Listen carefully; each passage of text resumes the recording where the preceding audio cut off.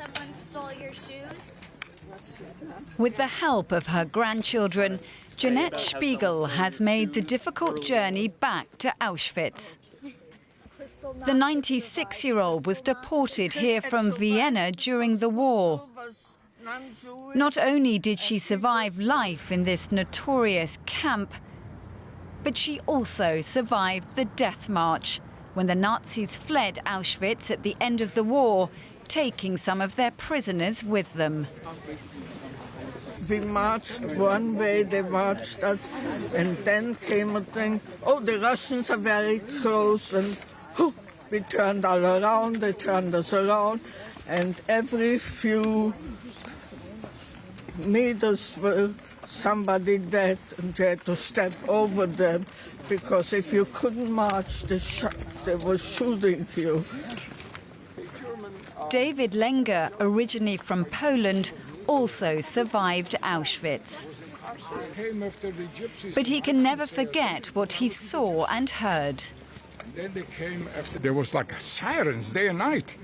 And I said to the people that were there before, what are these sirens about?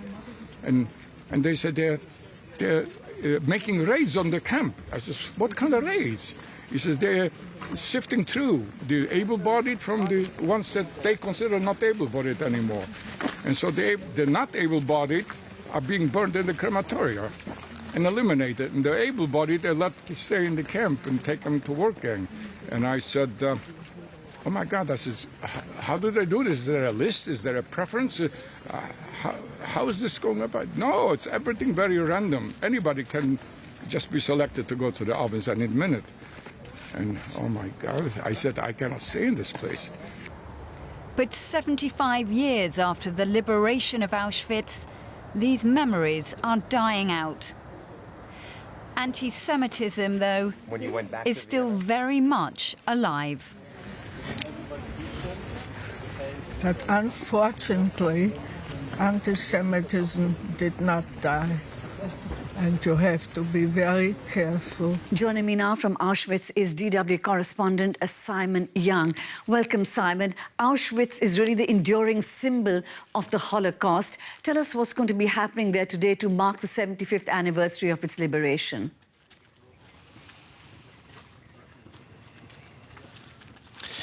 Yes, Amrita, as you say, the enduring symbol of the largest of the Nazi extermination camps. And I'm standing here today at Auschwitz-Birkenau. The scale of the camp and the scale of the horrors here, really, even today, very hard to understand and to conceive mentally. One really has to spend time here, I think, to really understand it. What's happening today? Well, as you've mentioned, leaders, royals, heads of state and government from many countries and dignitaries, but also survivors are gathering to mark the 75th anniversary of the liberation by Soviet troops. There's a sense of celebration, there's a sense of reunion, as there always is every year when the survivors come together, tinged with the sadness in particular of knowing that, as you said, it may be the last time that many of these elderly people can come. But as we've been saying, it's so important for many of them to share their stories, as many of them have been doing. One of those survivors who's making the journey this year is 94-year-old David Levine. Deutsche Welle has met him at his home in Berlin and listened to his particular story. At home in his one-bedroom apartment in Berlin, David Levine lives here alone. His wife has moved to a nursing home. He's one of the last remaining Auschwitz survivors. His parents and siblings were murdered there over 75 years ago. Das bin ich. That's me. That's my brother and another brother and my sister. Bruder und Schwester.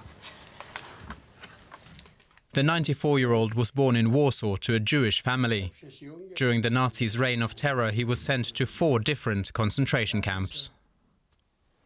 The question, why?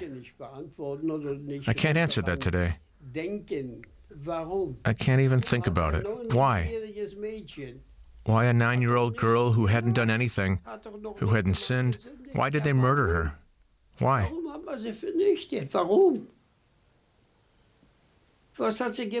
She hadn't done anything in life. Only because she had a different faith. David was 19 when Auschwitz was liberated. While there, he was forced to work in the gas chambers as a slave laborer of the German company that produced the deadly gas. I worked down in the gas chambers. We collected the cyclone gas. You just turn into stone. Do you know what I mean? The horror is hard to comprehend. For many years, David has returned to Auschwitz at the end of January. This day is an anniversary for me. It's an anniversary of death. This year is no different. Krakow Airport. Every year, the custodians of Auschwitz bring survivors together on the anniversary marking the liberation of the German extermination camp. But the interest this year is higher than usual. The press contingent for the 75th anniversary is huge. They're here to listen to the last living witnesses and their stories of the hell that was Auschwitz. One day I found out that my brother was shot. To this day, I still don't know why. And I can never get over that.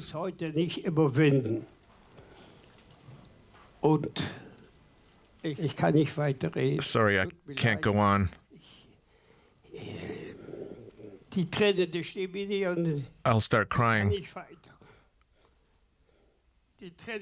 I'll start crying. I can't continue.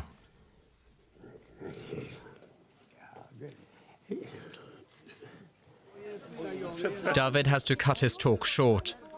It's like he can still feel the beatings today, he tells us, 75 years after the liberation of the Auschwitz concentration camp.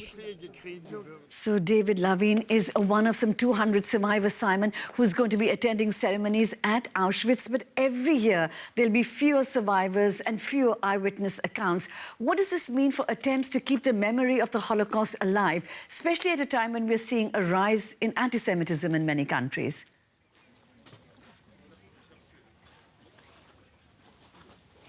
Well, that's right, and poignant it is. Each one of these ceremonies and these anniversaries is an opportunity to reflect again and to ask, as that gentleman did, you know, why did it happen?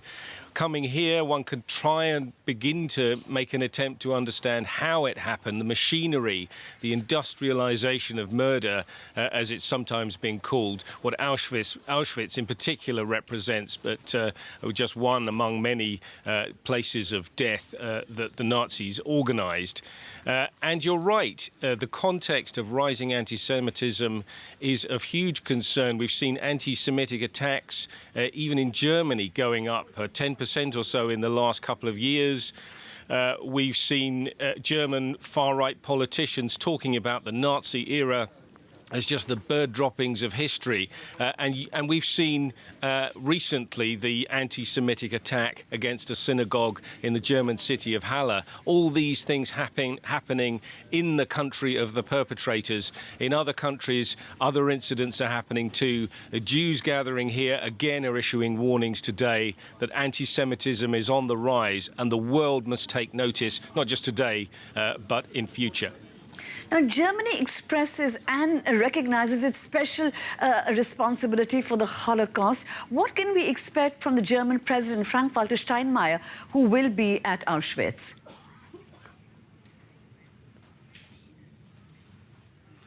Well, he'll be one among the political dignitaries.